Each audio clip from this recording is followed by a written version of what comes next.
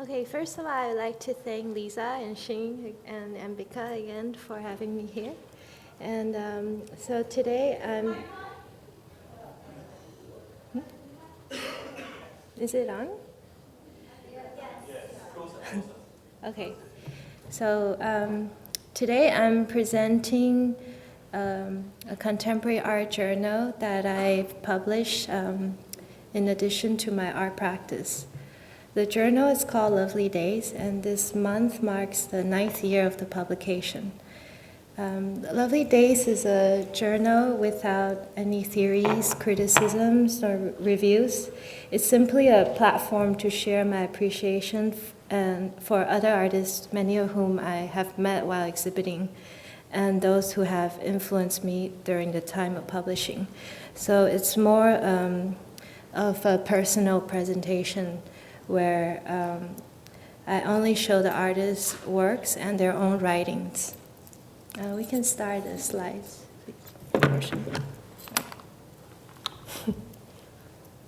So this is the first 4 issues of the magazine. And each issue of the magazine, it revolves around a topic that I'm thinking about at the time. So this one was about solitude. And then this was an artist, A. Bronson, who had a lot of his work revolved around loneliness after losing his partners from his art collective. And this is a work by Rita Ackerman from Budapest, and by a Taiwanese artist, Li Mingwei, who had lost his grandmother. So in memory of his grandmother, he would carry around a little plant of lily, and then he records all the activity that he does with the lily. And an artist from Luxembourg who made headphones from seashells. And an artist from Mysore, Harsha, who I visited and stayed with, and this is a painting that he made of a man surrendering in his sleep. And then another issue about nature, and this issue is called Hunters or Gatherers. So this artist who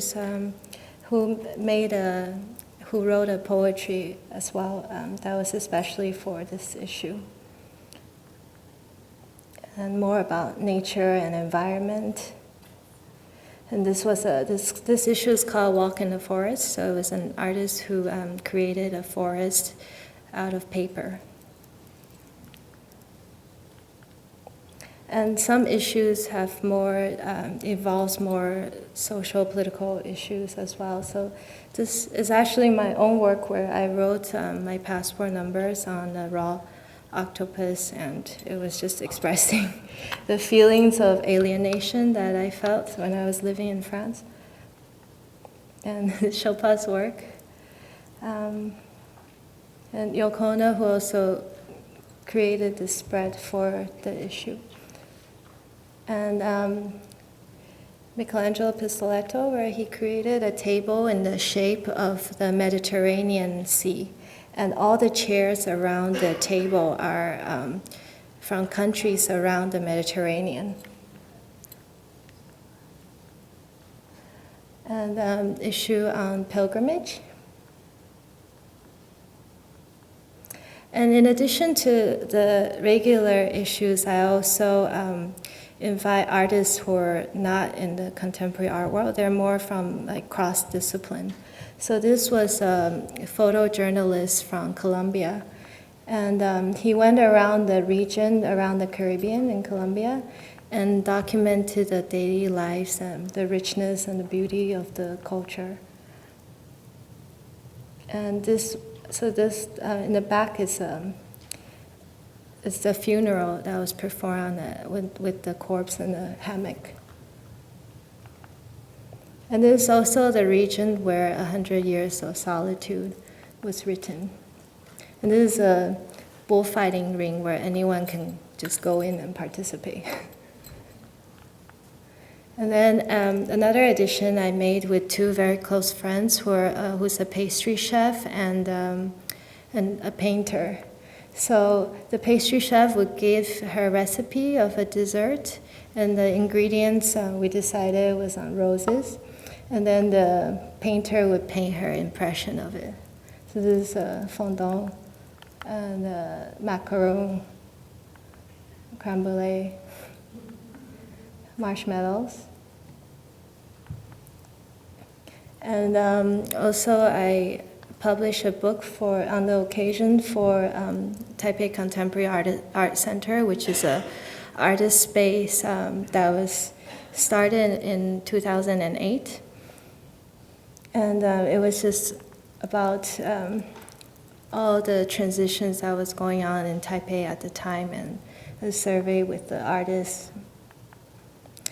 And then to go back to how I started the magazine, I moved to New York after I graduated around 2002, and I started, my first paid job was at Printed Matter, which is an artist bookstore in Chelsea.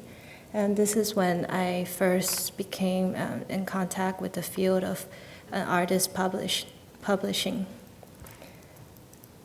And then I worked for the artist Tsai Guo-chang, and it was my full time.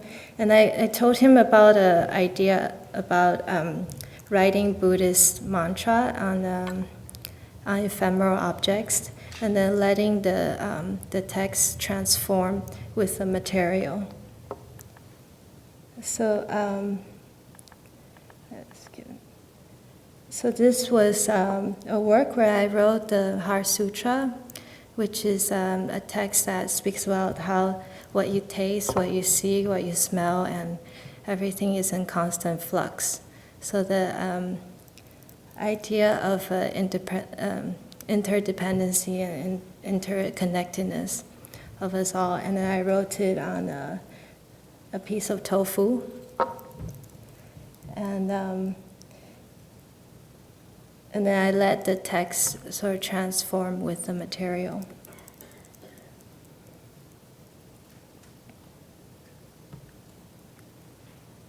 And this was made, it was a time-lapse video that I made over a course of 10 days.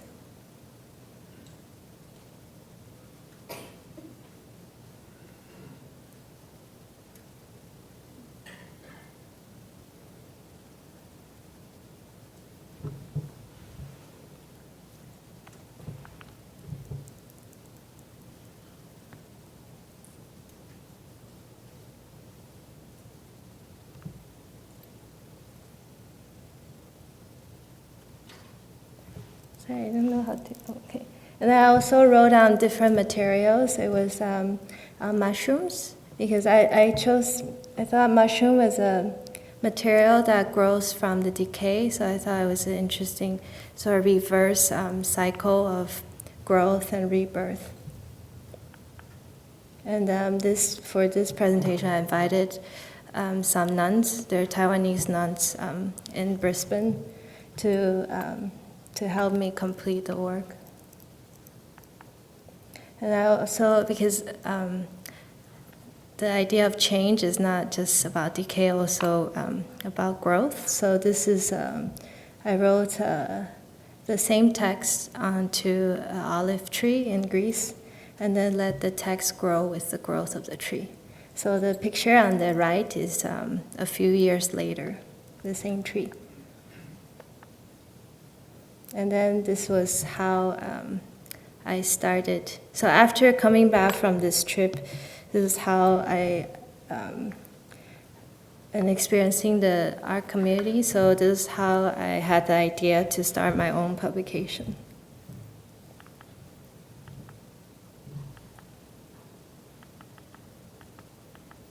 And also, in addition to a publication, I also produce performances for working with artists that I've shown in mostly I've shown in the journal. So this was a band from Brooklyn, and the New Museum when it used to be in Chelsea. And this is a performance by New Humans.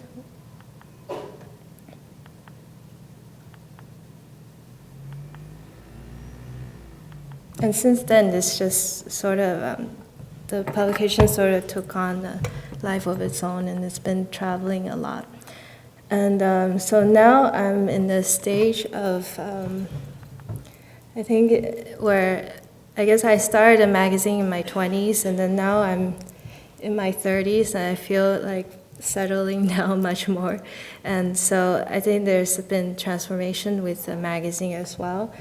So instead of me traveling to all these places to present it, the next issue would be inviting a photographer from New York to come to Vietnam, where I'm currently living, and making a work in Vietnam specifically for the project.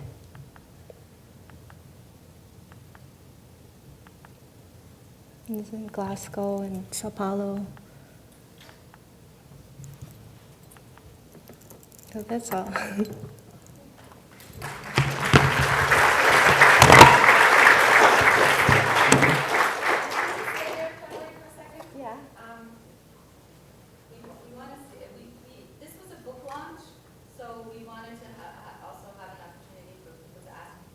Okay. Although it is somewhat related to the panel that's coming, we can do it later. Yeah, we can take a quick join. In a way, she's creating institutions. Okay.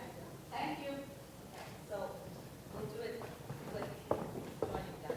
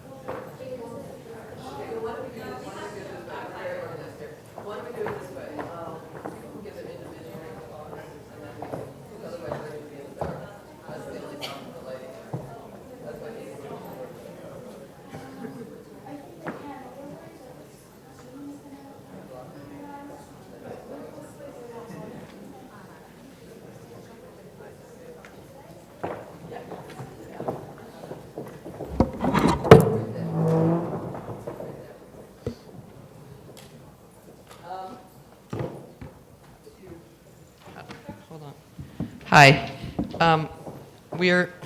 They've kept us on quite an amazing schedule. I think we're 4 minutes overdue here.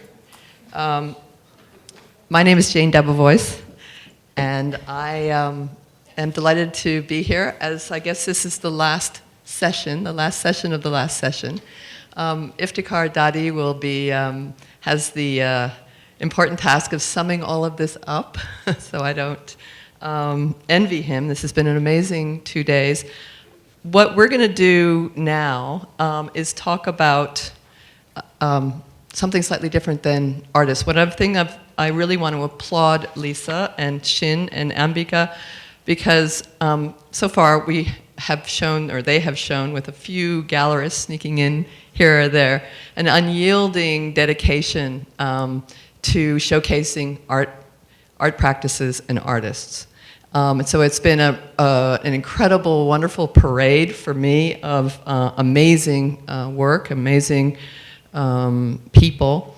And I think that's incredibly energizing, but it's also, and inspiring, but it's also been a bit overwhelming for me. I mean, do I remember everything that happened over the last 2 days? Do I remember what even happened in the last couple of sessions? Maybe it's my age, but my short-term memory is quite poor these days.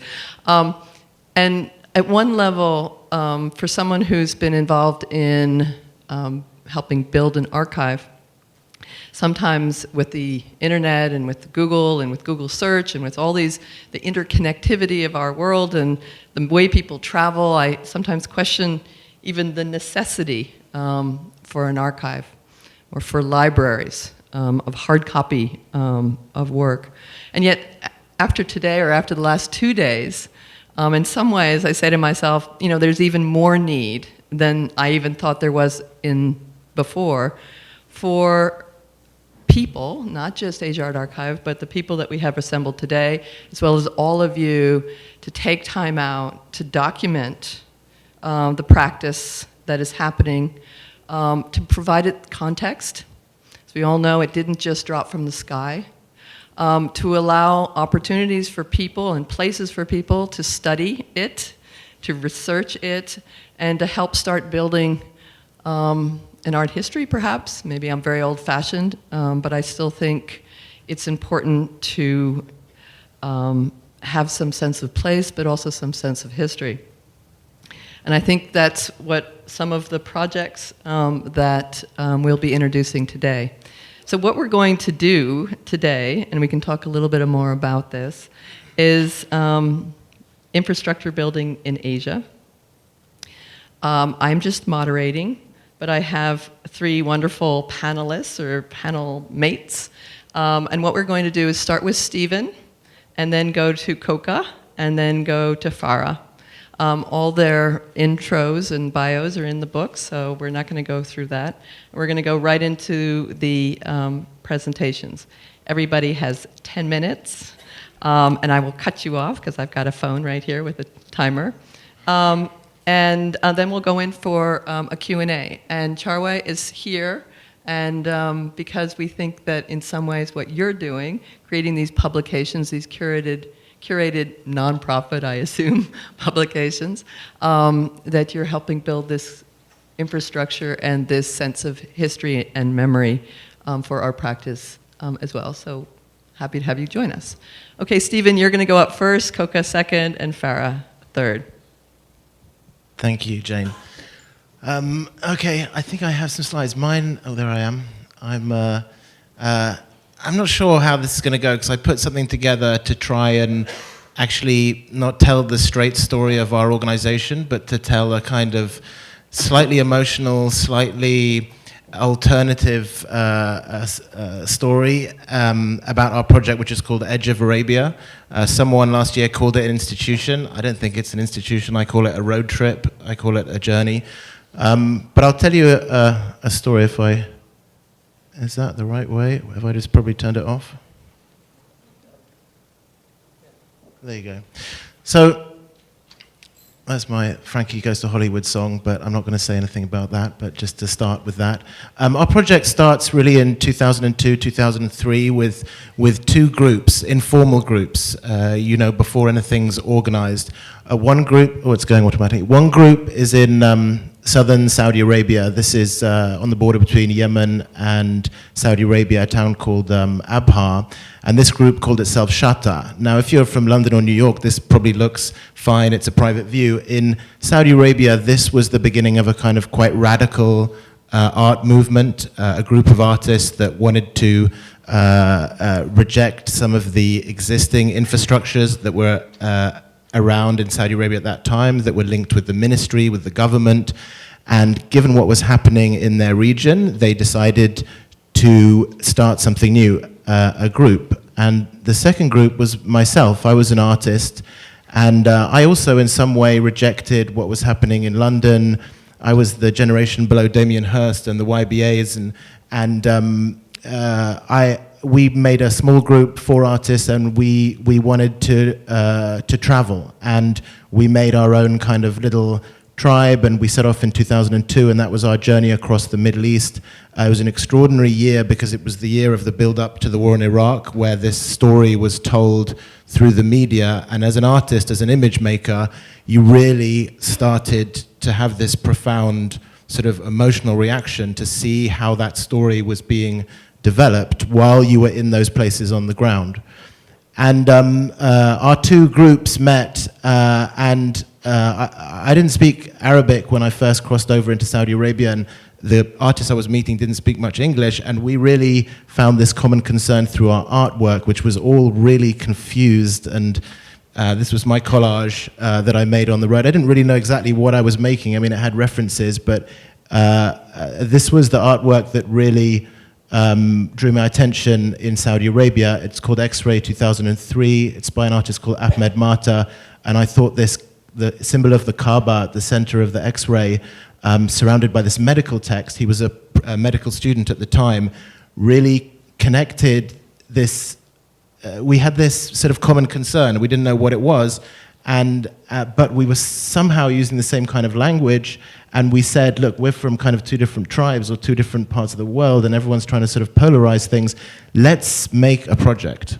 And this is when we started to do what I call running. So we started to move, and myself and Ahmed and the group down from Asir and our group in London started to crisscross first Saudi Arabia and later different parts of the Gulf.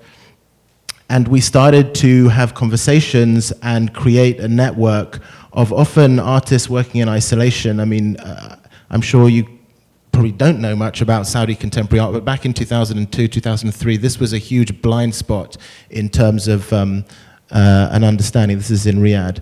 And we started to have this sense of a path opening up in front of us and the idea of an alternative organization infrastructure. I want to go a little bit later into the idea of the archive, just because as we became more well-known, the artwork became the main archive of what we were doing. But actually, I think that there's a much more important archive, which is not the artwork, which is the encounters. Something really strange happened as well, and I don't know how this fits in what we're talking about, but it's this idea of the artist as a seducer. And that painting that I showed earlier of Ahmed Mata, I took it back to London in 2002. I sold it to the British Museum at a loss, but I did a really good pitch saying they should have this artwork in their show about Middle Eastern art. And when Ahmed went back to Saudi, the king came down to Abha, and this is Prince Khalid Al Faisal, the former governor of Mecca, in the background. But I really saw the power of the artist as this kind of seducer, and how people kind of, things were sort of attracted to them. And our project started to grow. You know, essentially we had this kind of project that was promoting a platform for artists from Saudi Arabia. And we built an organization, as you do. We built a brand, we built an advertising.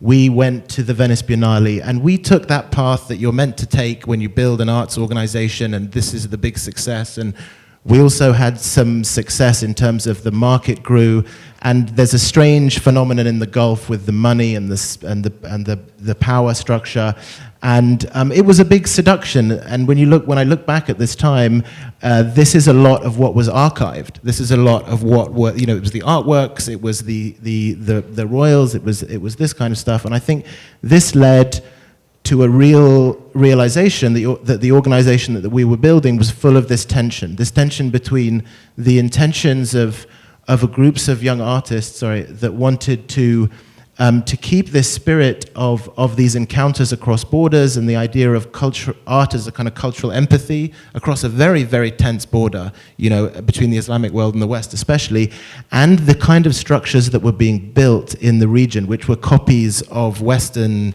you know, museums. This is the Aramco museum that's being built in the top right. This is, I think, Sadat Island, the Guggenheim down there.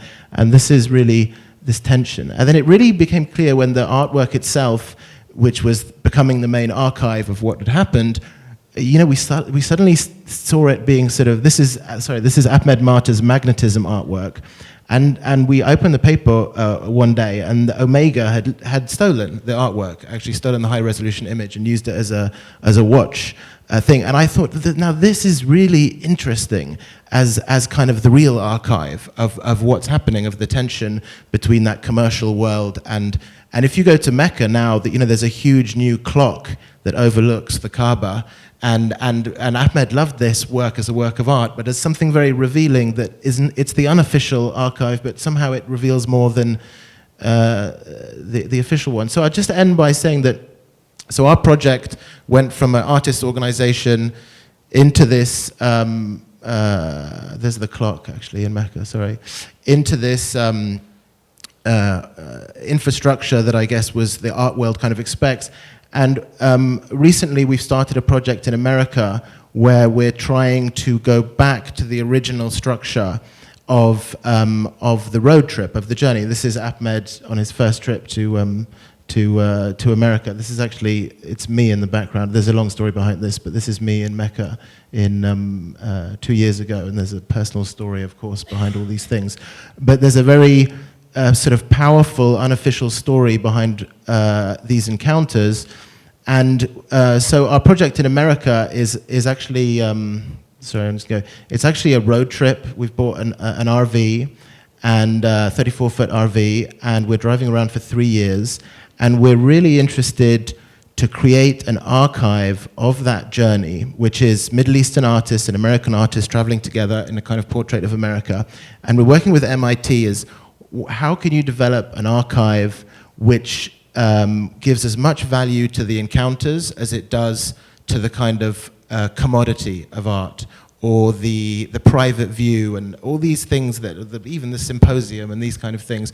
And I think it's a tricky thing to do, and I'm not sure if I've got the right track in bringing this idea to this symposium, but I think the idea that, when you look back 100 years from now and you look at the archives, specifically, I think between somewhere like Saudi Arabia or the Gulf and the Western world, what will you find? And I think it's very important to think about archiving encounters and the things that present infrastructures don't allow you to archive. I'm not sure if that's made much sense. I'll just end with our favorite quote from when we did our Culture Runners symposium last month, but I have no idea if that made sense.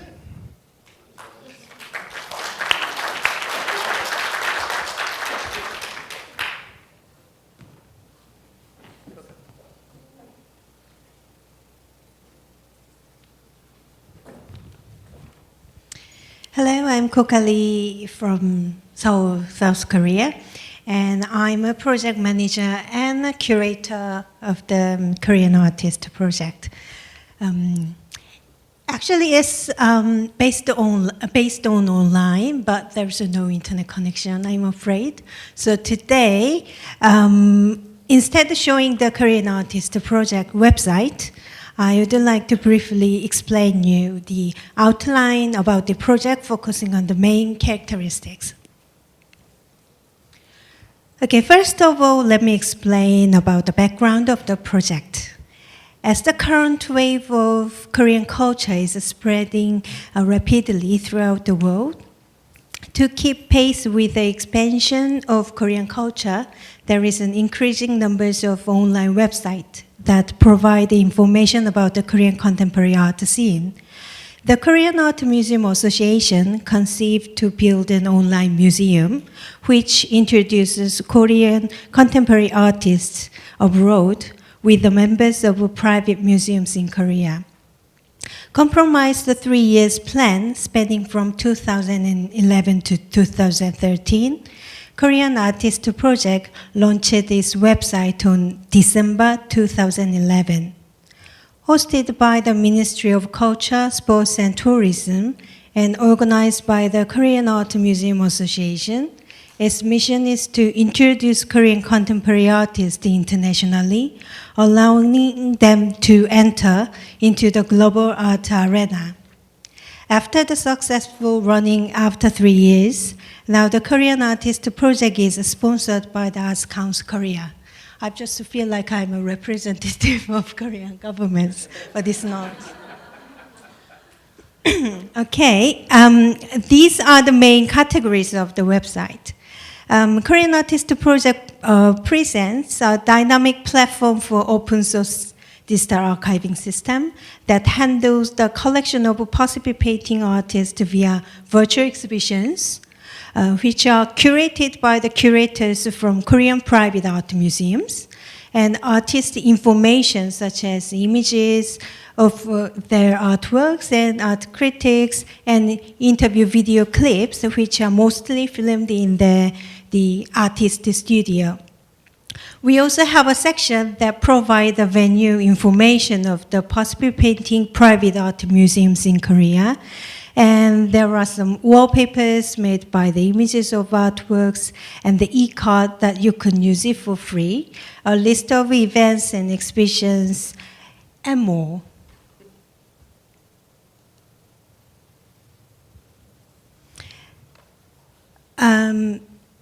I have been asked many questions about the selection of the artist.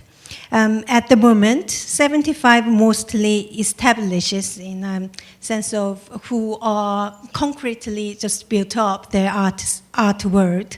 The Korean contemporary artists join our project by the recommendation of 27 art museums in Korea.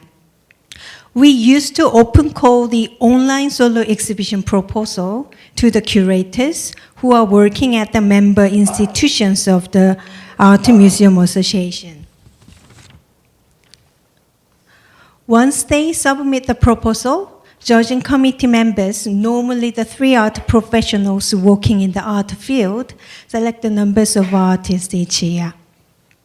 Due to the recession, we had to reduce the number of artists in 2014, so we slightly changed the process. We opened the application to the artists so more artists could have a chance to join the project.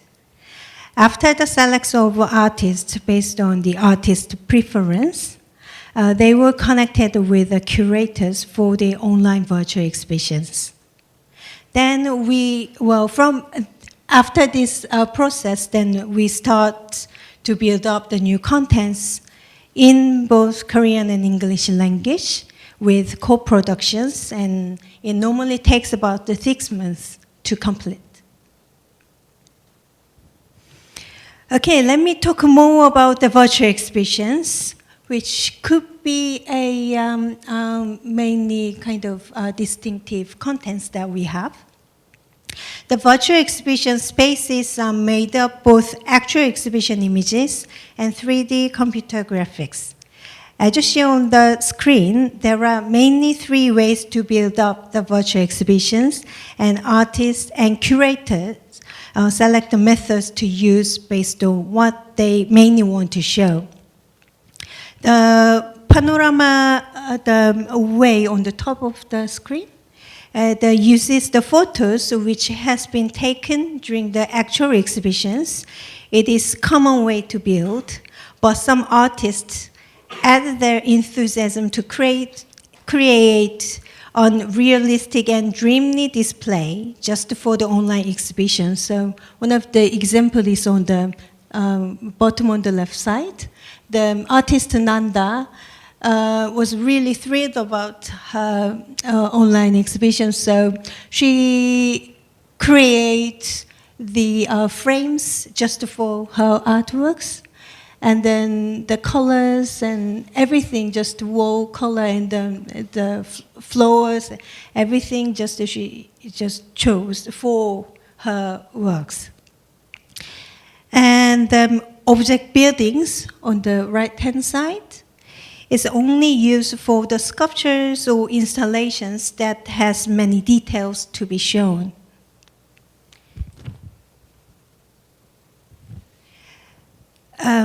We also try to deliver the different perspective about the artist on the website, so the users could know about the artist in depth. So this is an example of the Jung Hyun-Joo's website. Is actually the diagram, and in fact I put some links on it, but it's not working, I'm afraid. But if you visit the website, then you can see exactly same the screenshots as you've seen on the screen.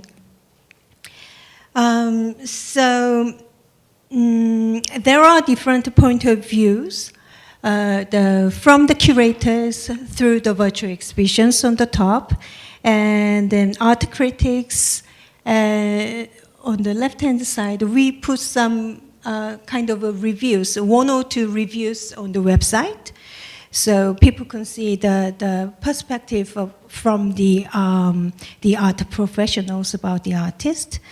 And we also have a view from the artist, and is through the interview video clips on the top of the right-hand side.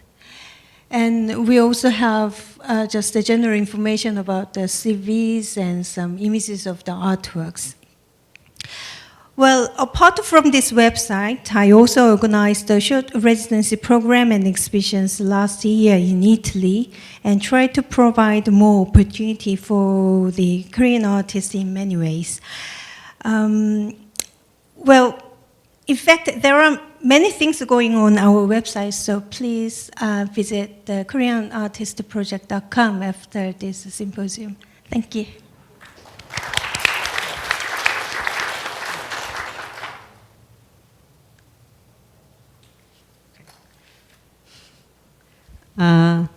Okay. This one? Thank you so much, everyone. I'm Farah WARDANI, and I'm the director of Indonesian Visual Art Archive. First, I would like to share the background of the institution that I'm running. It's actually like a second generation of a previous institution foundation called Chemati Art Foundation that has been running since 1995. The board of founders were actually artists, like 2 of them, Mela Yarsma and Nityo Adipurnomo, who founded the Chemati Art House.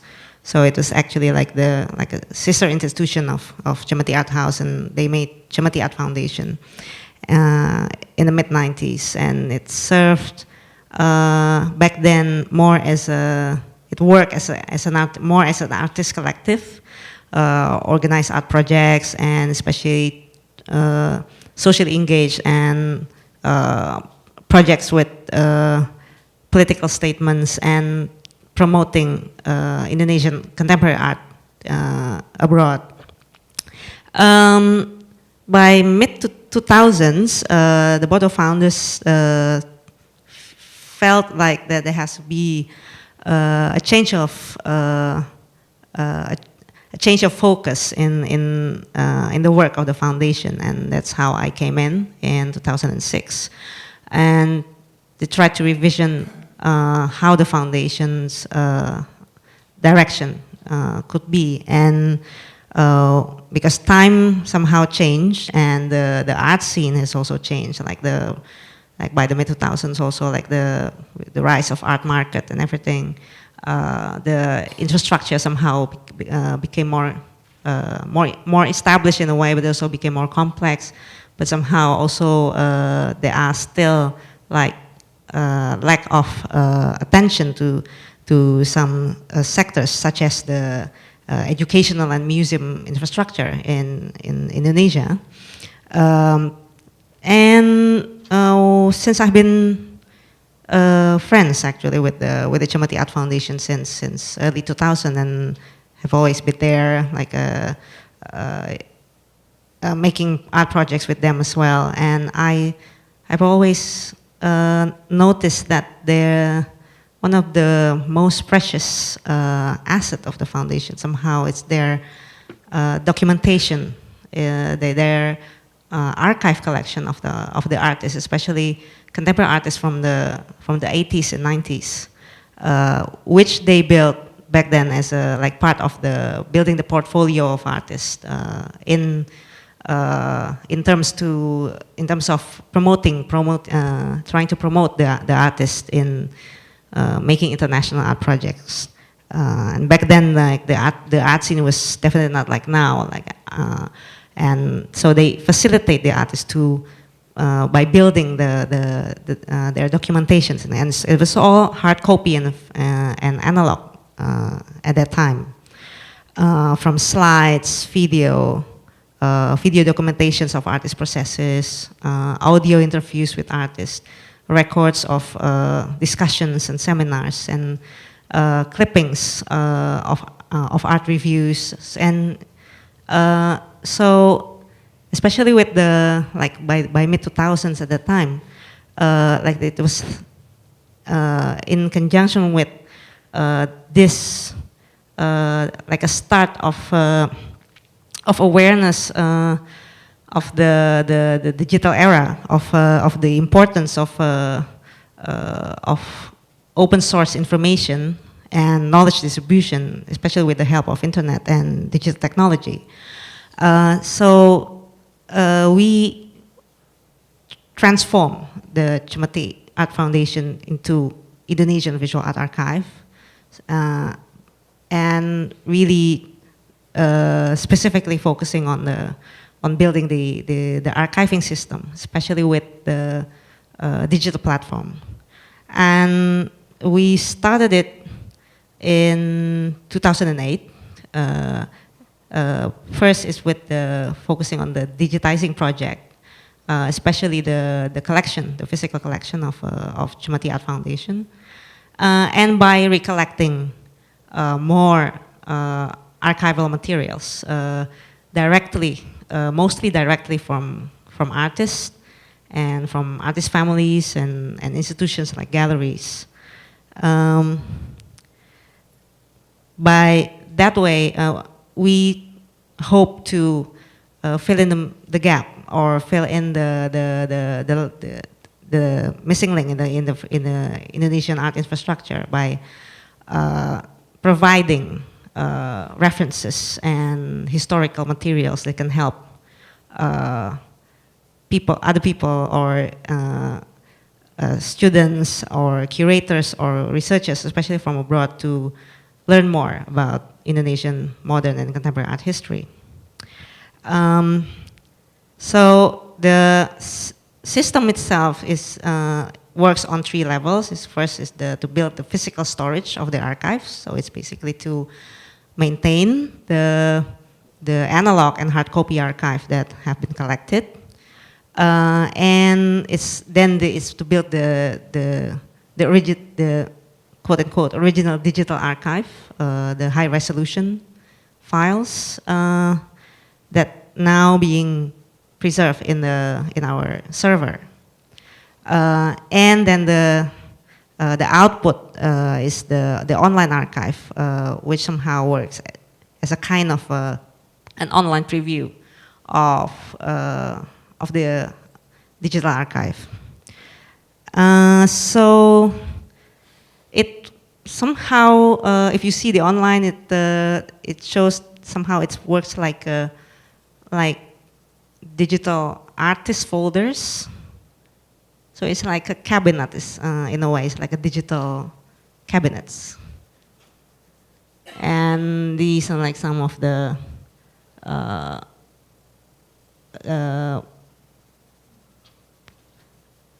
bulletins, like artist bulletins of Taring Padi that we digitize, and these are videos of the Yogyakarta Biennale in 1993. That somehow is regarded as like one of the most important biennale in Indonesia, because it's one of the first big event that introduced the contemporary art practices to the public.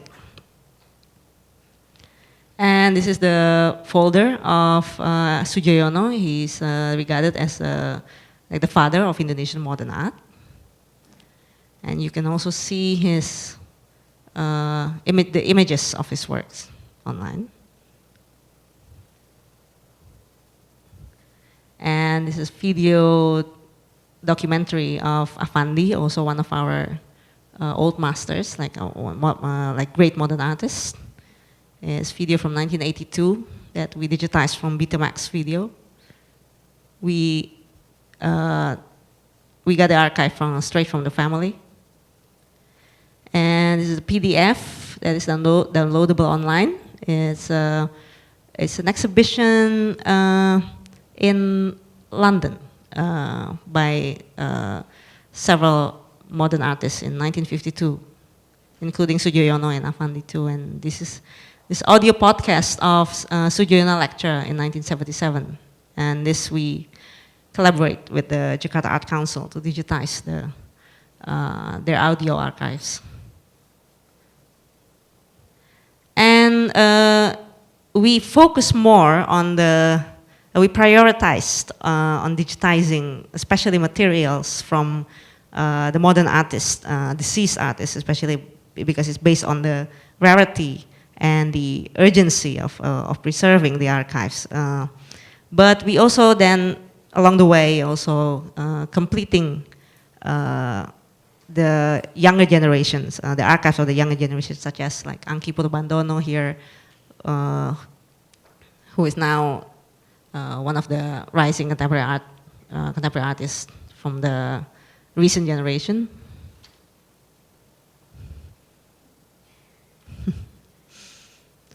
And yeah, these are like samples of PDF artist writings that we already digitized, and it can be downloaded online. It's from, again, it's Sujoyono.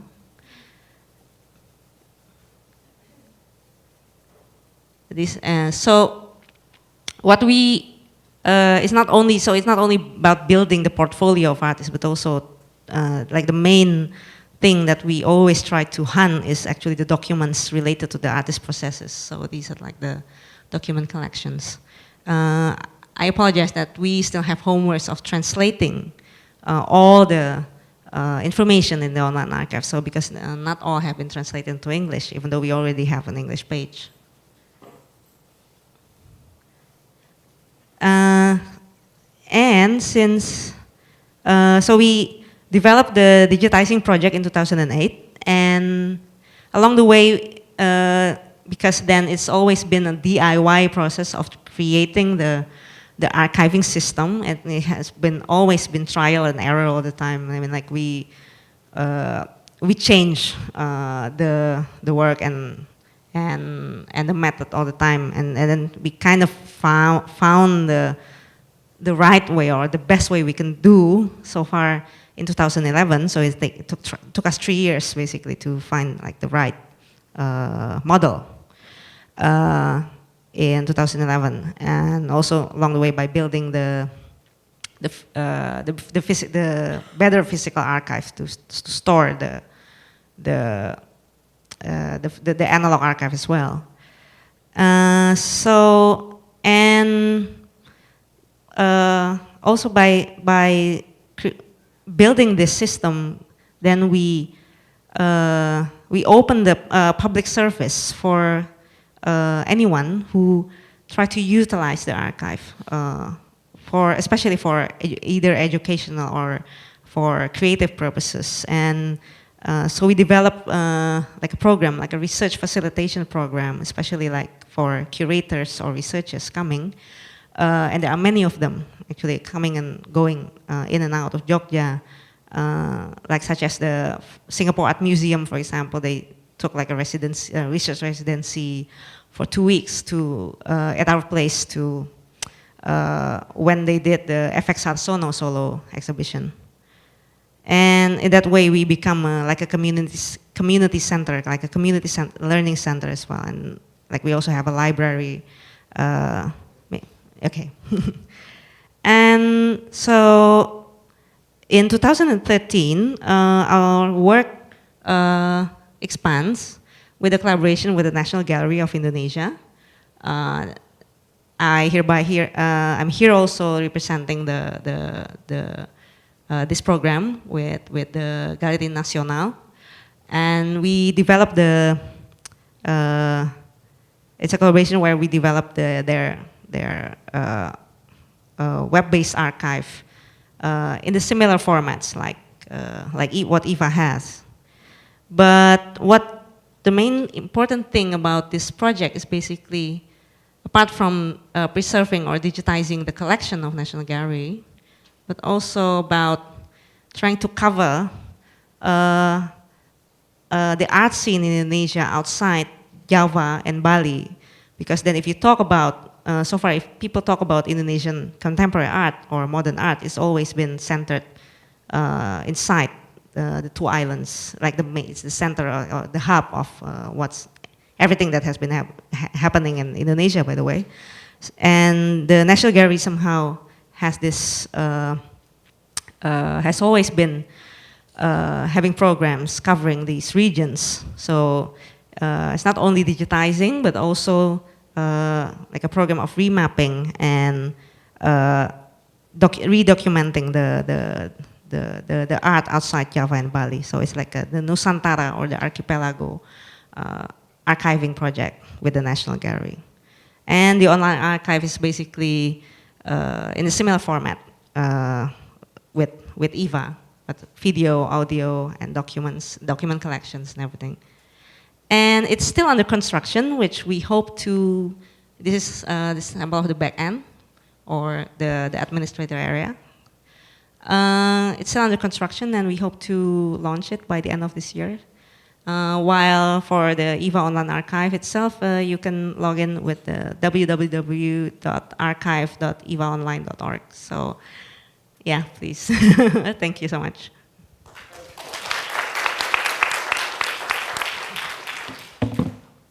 Well, what we have left is 10 minutes, right? My boss is over there somewhere. To 6:40. You can raise the light so we can see everybody. Sorry. We have 10 minutes left, sorry. Of course I stand up immediately. So we have 10 minutes left. Raise the lights so we can see each other. Thank you all for sticking through all this past days. It's really been fascinating. If you don't have questions, as people who know me well, I will call on you for questions, so be very careful. Yes, hi, how are you? You're going to get a mic. Thank you. I'm very interested in these last two presentations, one of which dealt very heavily and appropriately, I think, with Indonesian, shall we say, modernism, and the Korean presentation seemed to ignore that. And I'm wondering why, because this is an extraordinary time in Korea with the rediscovery, shall we say, of the ACAW that Mr. Yoon has brought to the foreground of attention in Korea, represented by the Kko-kka Gallery. People like Yoon Hyung-gun and Park So-bo and Ha Chong-young and Lee Won. Are younger artists aware of the extraordinary contribution of these artists in Korea? And if not, why? And what can your organization do to heighten the understanding of your own history?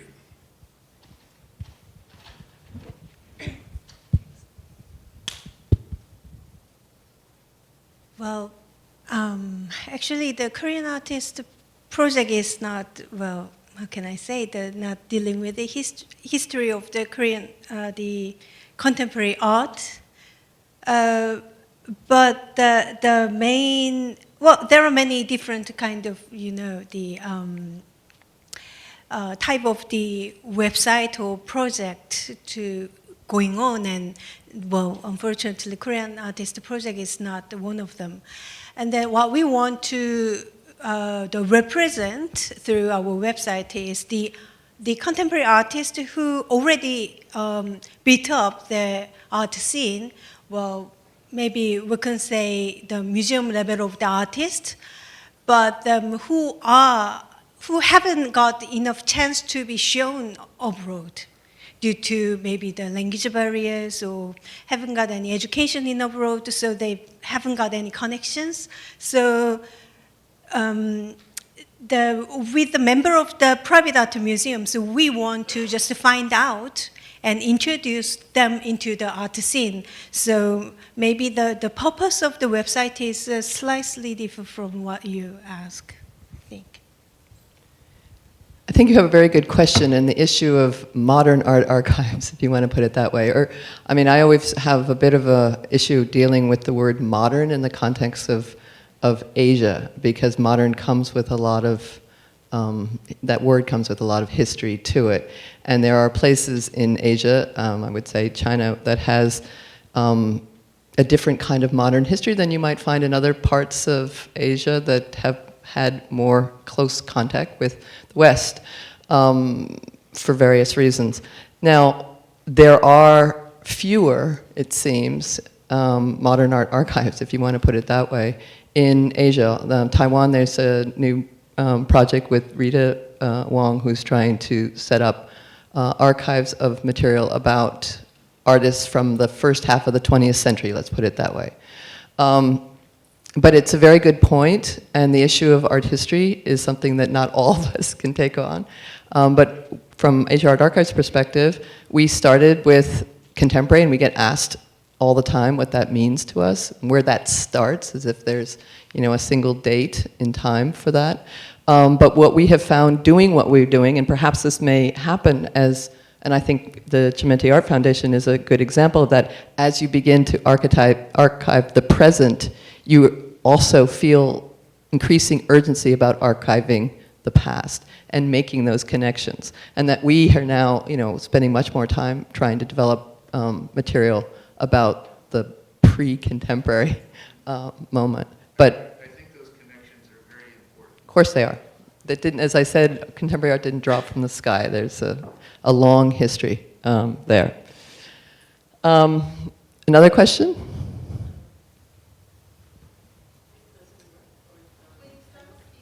When you start talking. Okay. I mean, I'm going to ask a bit of a naive question, but I'm hoping that it can be answered. It goes, why is it so important to have organization that promotes specifically Saudi artists or Korean artists or Indonesian artists, rather than artists within this context, but that could also have arts from everywhere? And how is it related? How are your organization grounded? Of course, they are grounded into local context, but is the fact of choosing something that is based on only the local context, and I assume it's not a nationalistic project, because otherwise I suspect you wouldn't be here. So what are your other reasons for promoting specifically art that is based on the place where you're from? Is that a question for Stephen only, or is that a question for everybody? I think for everybody. Okay. Stephen, why don't you take that on first? You know, in our project, I think it came out of a particular moment in time and in history when it was definitely worth shining a light on a particular place and a particular parameters. But I think you're right. I think you slip into it very quickly, and before you know it, with our project, before you knew it, we were like a Saudi national platform. And I think that it happened, from our point, it really happened as we just flowed into the way what was already there in terms of infrastructures, in terms of what people were willing to support, in terms of what museums wanted and this kind of thing. But it was, you know, there was a blind spot in terms of, you know, I was an artist from England, and when I went to Saudi Arabia, I was just really motivated to work with that group to give them a voice, because it was a complete blind spot. But I think you're absolutely right, and you know, really what our project was about traveling artists. It wasn't really about a specific place, but it took us 10 years, I think, to realize that.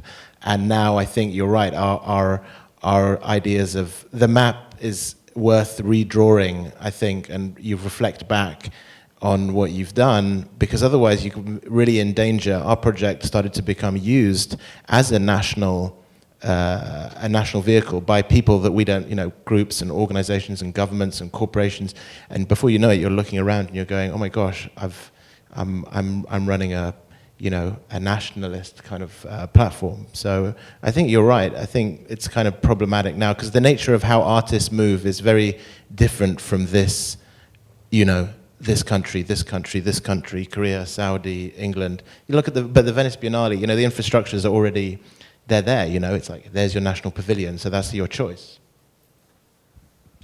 As for Eva, I think that to best answer it is because somehow it relates so much. I mean, I really like the question. It relates so much about like our choices of creating the digital archive, and then about Indonesia is actually relate a lot to the vision of back to the Cemati Art Foundation itself, because then it was an artist collective and it has like an ideology of trying to it's not exactly focusing or glorifying the artists or about glorifying Indonesian art actually, but more about like trying to present art that reflects the social changes or about the political aspect or the society of Indonesia somehow. And it's always about how art relates to these issues.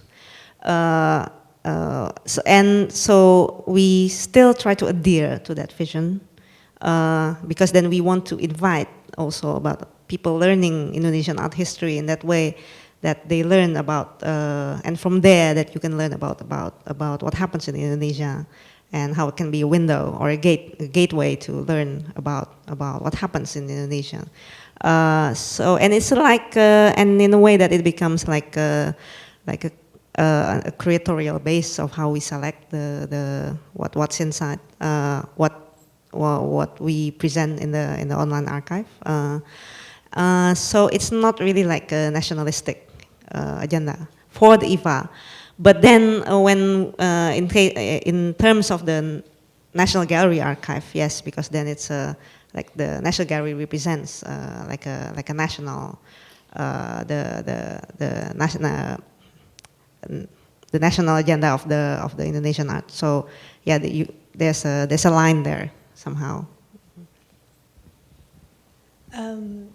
Well, the Korean Artist Project is not about the Koreanness or Koreanness of the contemporary Korean artists. We just want to show about the diverse, and great the contemporary artists who based in Korea, basically. So, well, maybe some of you, we want to just involve some Korean artists somehow for your exhibitions, for example. So if you just Google the Korean contemporary artists, then you might just confront thousands of the list of the artists. Then how can you choose? So the Korean Artist Project is about the gateway to entering and just to see, sort of the how diverse the group of the artists practice in Korea. Hi, it's a very good question, and it's obviously can be argued on many sides of that question, but I just thought that maybe Charwei, you haven't had a question maybe about, because your publication project is bringing artists from Asia, but it's also together with artists that are interesting to you from other parts. Do you see, and this is, actually I got a question on my email, and it's very similar to you, do you see a need for culturally specific or nationally specific platforms, such as archives, but also museums in Asia? And how do you, and then just in terms of your sort of living in Asia and spending time, and then how does your publication project, because it is a platform of some sort, connect to that or not?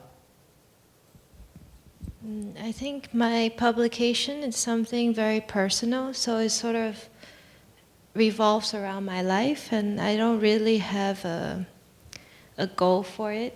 So it sort of travels with me wherever I am. I bring it, and whoever that I meet in whatever country that I meet, then it becomes part of it.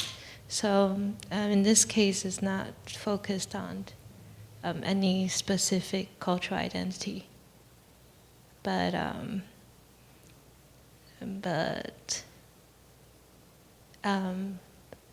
I think it is interesting too. For example, I visit AAA in Hong Kong as well, and it's so nice to see all the colleagues, and we sort of form it always like feels like a class reunion in an event like this to see everyone. We're always put together in the same shows, and it's a very nice thing. You know?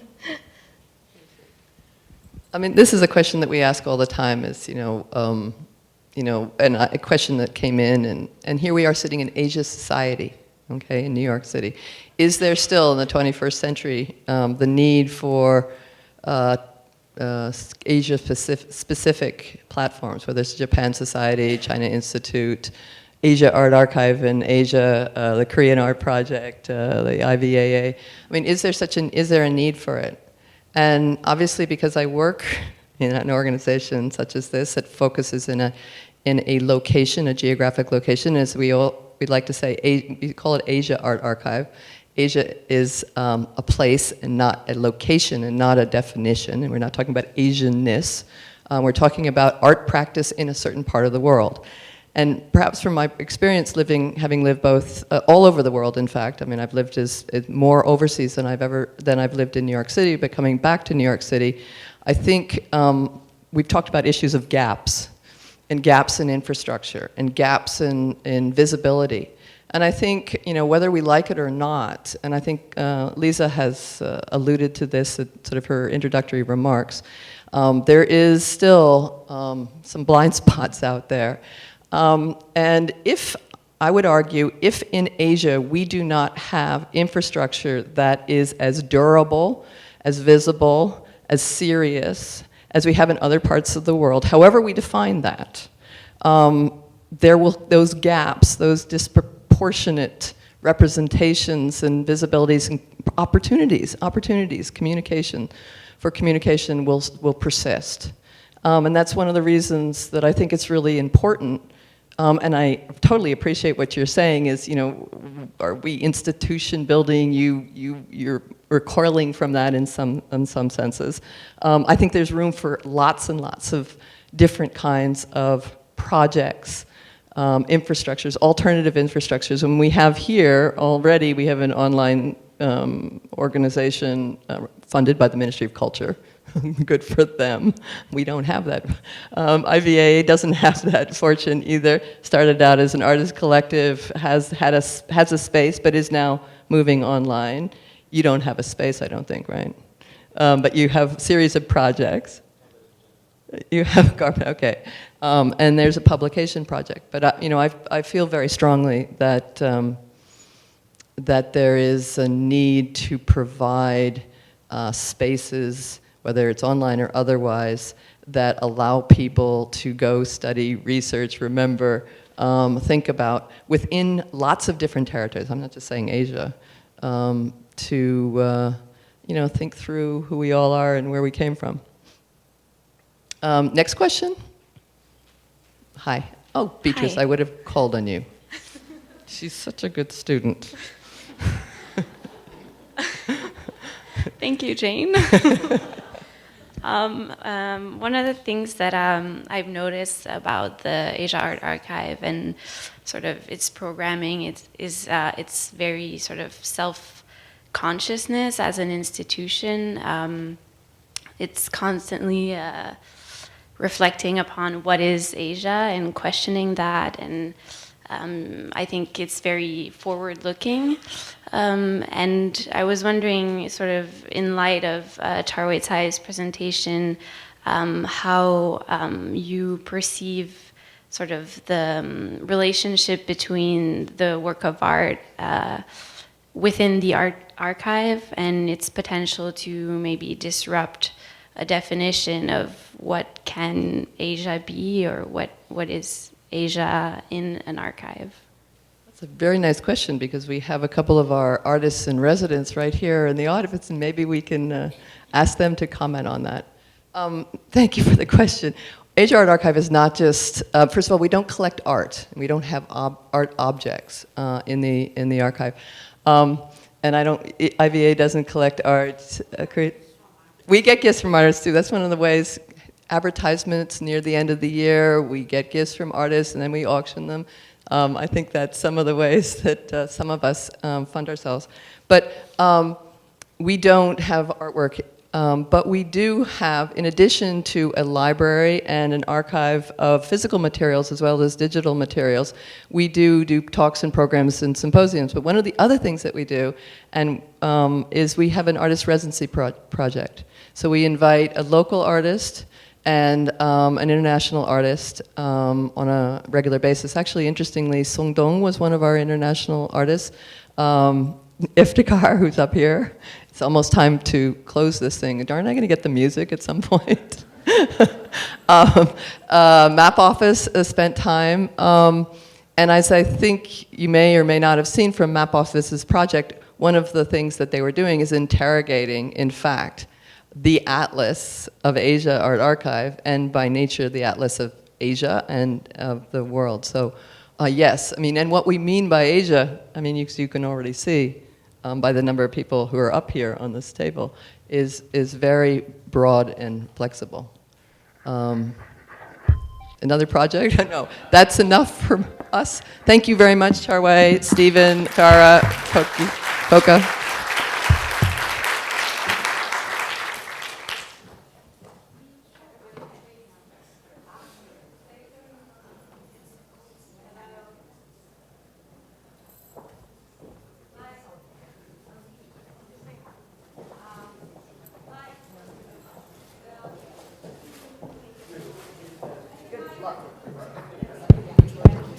Hi. We have a final remarks by Iftikhar DADI. Please hold on and give yourself a closure. Yes. You deserve it, and so do we. Thank you so much. Field meeting, by the way, is not a symposium. I don't think you experienced a symposium in the last 2 weeks. Do you? 2 days, but it feels like 2 years.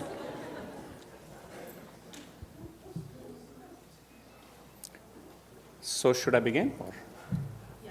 Okay. Well, thank you. This is an impossible job, obviously, to summarize the richness and complexity and diversity of what we have been through the last 2 days. And I want to thank the organizers for inviting me to present these closing remarks. And thanks to all the presenters, artists, curators, critics, for giving us a glimpse of their extraordinary projects. As these remarks come at the end of 2 very full days, obviously, I'll try to keep them brief. I'm an artist, an art historian, and an occasional curator originally from South Asia, with interests in West Asian, South Asian, and Indian Ocean developments. But this summer, as Jane mentioned, I spent 2 months in Hong Kong as a scholar and artist in residence, thanks to the Asia Art Archive. So it's appropriate, perhaps, that my comments follow Jane's, panel, because in a sense, I want to take a step back from the kind of immediacy of the contemporary moment that we are immersed in, and also think about these kind of what we are doing in a slightly longer duration. For me, this time in Hong Kong provided an immersive experience in a dynamic region of Asia that I had been less familiar with until then.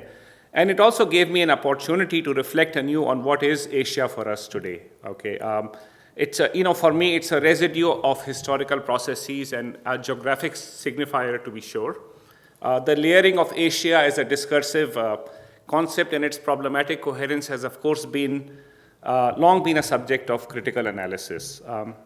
Can you turn this slide down just a little bit?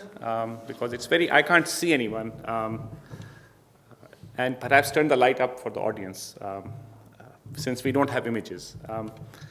The layering of, Asia has been imagined in various ways in modern history, which includes episodes such as European cartographies and racial taxonomies in the early modern era, Okakura's spiritualist projections in the unity of Asia in the early 20th century, the pre-Second World War Japanese imperialist project, and superpower rivalry during the Cold War between the USA and its Asian allies, the Soviet bloc in China, etc. And as Lisa noted in her remarks yesterday, Asia, including areas that formally fall under its geographic ambit, is home to well over half of the world's population. How does one account for this riven, expansive history that continues to intervene into our present? How can recent art and scholarship strive to catalyze this place called Asia in a critical register for today? So, of course, Asia is also significantly uneven and diverse in its various formations. Hundreds of languages are used, numerous religious and vernacular practices prevail, and there are gross, persistent, and perhaps growing, worsening inequalities in wealth, education, and access to resources, perhaps. War and instability ravages many areas. The region also faces tremendous political and imaginative challenges in envisioning itself as a space in which exchanges of people, ideas, and goods are routine. There's lots of tension between various countries, etc., etc. It also has a sizable and growing diaspora scattered across the world, which increasingly cannot be conceived of as being separate from being home in a globalizing world, as well as the number of in a sense, outsiders from Asia who have made Asia into very much a part of their lives. So above all, Asia must be viewed as an open-ended set of imaginative projects and an open space to whatever might be seen to be outside of it, and certainly beyond essentialist and nativist binaries.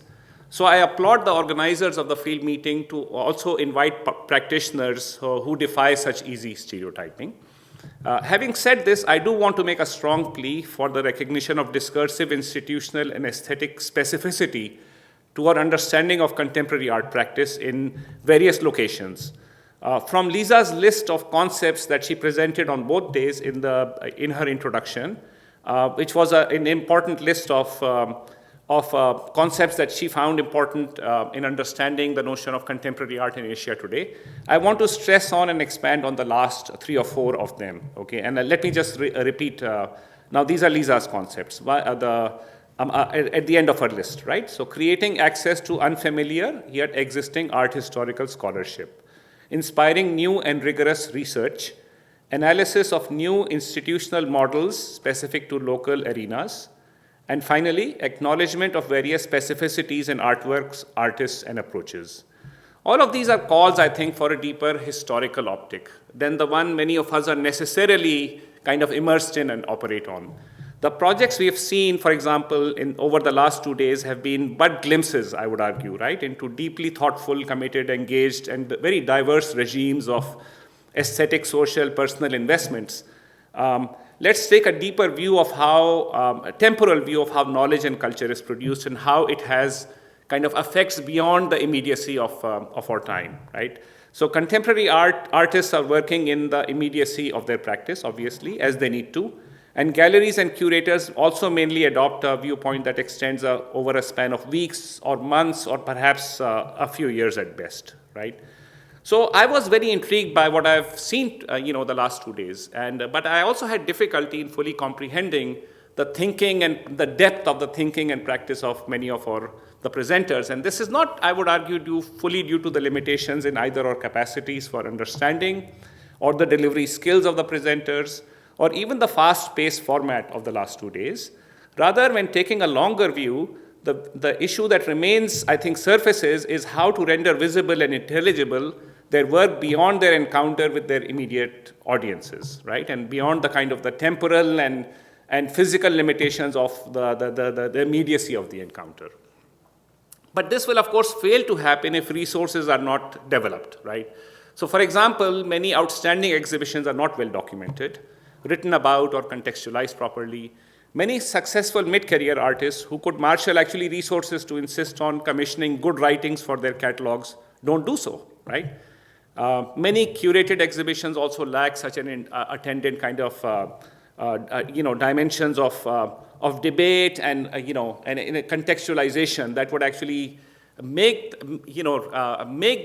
those projects actually, transmit across time and across space. In other words, how can the work of Asian contemporary art create an ecology of sustained thinking, reflection, debate, support, and scholarship, all of which is necessary not only to make existing thinking and practice by artists more easily available and understood more deeply, but in fact, it's rather to create ultimately fundamental, I think, in the longer view, fundamental philosophical and aesthetic regimes by which artists themselves are enriched to create more incisive works, that reflect on their self and their surroundings. Let me just give you 2 examples of conversations I had during the last 2 days to illustrate these challenges in a kind of a concrete way, right? So the first case. For the last few months, I was trying without success, okay, to obtain a set of important catalogs published in Asia somewhere. When I saw the curator today and asked for them, the person very generously gave me copies. But the curator also explained that the catalogs are very poorly distributed, and because of technical reasons, they have not been properly entered the circuits of distribution internationally, and probably will never do so, okay? Even though I would argue they're important and they need to be part of that circulation, right? The second case. Another friend, a colleague who teaches art and is planning a course on the philosophy of art and aesthetics, asked me for recommendations for texts that might not simply repeat the usual canon of references we are familiar with in such courses. European Enlightenment philosophy, Frankfurt School, post-structuralism, and the latest work by French theorists, okay? My friend is seeking a more inclusive body of philosophical work on aesthetics that does justice to the topic from diverse perspective, as I am seeking these, the same resources for my teaching, right? And the argument is that such a list of diverse resources doesn't immediately spring to mind, right? Okay. So what can we do in what I understand to be, okay. For me, there is an important link between now you might argue these are 2 very different cases, right? What has the case of a poorly circulated catalog have to do with ultimately with teaching of the philosophy of art, right? But I would argue that there's actually a link between the 2 cases, and that has to do with the longer-term processes of sustaining the production and dissemination of knowledge and practice, which will have various and complex resonances at various and multiple levels of epistemology and practice at both kind of abstract and concrete modalities, right? So what can we do in what I understand, and this is, of course, a kind of a collective and long-term kind of process, okay, and it's part of what I understand to be a continued decolonization of knowledge, of institutions, of practice, so that we can all imagine the world to be kind of, imagine and recreate the world, okay, in a greater kind of plurality, by all of us, right? What does it mean to draw more deeply? Does it mean to draw more deeply upon fragments of traditions from anywhere, right? That remain vital, and equally freely being able to imagine the future in multiple ways. Of course, this is not a call for essentialism of any kind, and this means avoiding the pitfalls of closed borders, civilizational essences, and market-driven fads, right? So it's not about that. Okay, but there are specific challenges of the region that have been insufficiently addressed by, and what I'm saying is we actually lack sort of, we have amazing practice, okay, in certain dimensions, but we also have blind spots actually in contemporary art that we are not able to address many aspects of our experience because we actually don't have the conceptual, aesthetic, and philosophical tools to do so, right? Let me give you a few examples, right? For example, the question of gender roles and sexual orientations are actually much more complex in many areas of Asia than is possible for us to think through the conceptions drawn only from the experience of Western societies, right? Issues of labor, piracy, copying, and informal economic arrangements are also not fully addressed by focus only on issues, drawn from conceptions of the digital commons and so on, right? They may have kind of deeper and historical genealogies that might be worth exploring, right? The way indigenous languages enact life worlds that are in uneasy and difficult translation with urban experiences and normalized notions of citizenship is yet another kind of example, right? And of course, artists do address this, and many artists address this imaginatively. But I still feel that, in a sense, these are important and, urgent subjects that need, a kind of a much more engagement, okay, both through practice but also through thinking, that we don't actually have the tools for at this point, right? Okay, so we need more depth to our imaginative and aesthetic world, and this requires sustained collective effort in, various ways. Now, of course, the themes of, catastrophe, the violence of borders, and the ongoing misrecognized identities are vital and timely themes for many of us living in a disjointed and fraught present. But whenever I'm despairing of our condition, okay, there's also a lesson I learned from Asia, quote unquote, right, with all of its problematic notion of Asia. But that is the lesson of the longer course of history, right? And the longer course of history that as it unfolds in all of its violence and all of its beauty, right? An extended time, nevertheless, and also a realization of how we in our short lifespans can contribute meaningfully to this process of developing new ways of thinking and practice that take into account the dislocation of modernity and our contemporary situation, or situation or site is existential and it is singular, but equally it is also part of a history that is unfolding into a future, which we all want to be plural, diverse, and characterized by equality and opportunity. I think this develops perhaps both a certain degree of humility but also a steadfastness in contributing to these bigger stakes. How do we as artists, curators, gallerists, art historians abide by this in various small and large ways, easy and challenging ways, to growing, diversifying, energizing, sustaining this ecology? So let me end by this amazing gathering by leaving you with this provocation. Thank you.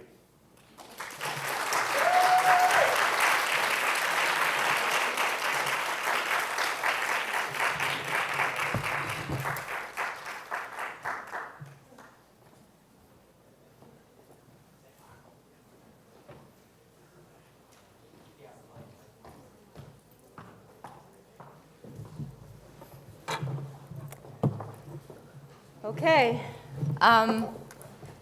We're not going to say much after that. Thank you so much, Iftikhar, for that phenomenal closing remark, which absolutely captivated every aspect of the efforts we've been trying to address with the field meeting. Thank you, all the special guests and every single person who came out to be part of this meeting in the last 2 days. Thanks again for all the galleries and arts organizations and individuals, companies. I have so much gratitude for your support of the artists and the curators and the presenters here. As Iftikhar pointed out, there's a lot of work to be done, and we are somewhere in the middle, because I believe in this cyclical. I don't believe in the linear time. So we've been here before, and we are going to be back here, and we're going to be in another point at some other moment. But I hope that you stay tuned. We will find a way to make this possible for other people to view the field meeting. So we'll share that information, and we really hope that you will disseminate the knowledge somehow, even though they're tiny little nuggets of insight and practices of very long, laborious, incredibly multidimensional thinking processes of the artists and curators and their initiatives. I feel very, very fulfilled and absolutely inspired that we took this effort together and did this together. So thank you very much. I want to allow my partner to speak a little bit, and then I just want to say something to the artists and the speakers about tonight's reception, which unfortunately is not open to everyone. But please come to us for the address. Have a beautiful week, and hope to see you very soon. Thank you. Well, this will be really quick. I like how Charwei characterized this as a class reunion, because it does feel like that. I'm seeing a lot of friends coming from different parts of the world. Well, I got this question from time to time that did you curate that section or did Lisa curate that session? I keep telling people that it's a collaboration throughout. There are artists that we individually invited or a lot of overlap too. And I just hope that that spirit of collaboration goes on and become part of the history that we're all making. Thank you. Oh, one more announcement. The field meeting will continue actually on October 31st with a panel organized by Robin Peckman from Leap magazine in China. And it will be a very interesting panel about publication in Asia with distinguished panelists, including Howie Chen, curator based here, artist Yan Chan, and it's going to be at Artnet, basically. And I just want to also acknowledge the ICI for their wonderful video exhibition that we screened here. Hopefully, some of you have caught glimpses of it during the breaks. Thank you again. All the speakers, whoever wants to go to this reception, you have to gather around me. Thank you very much.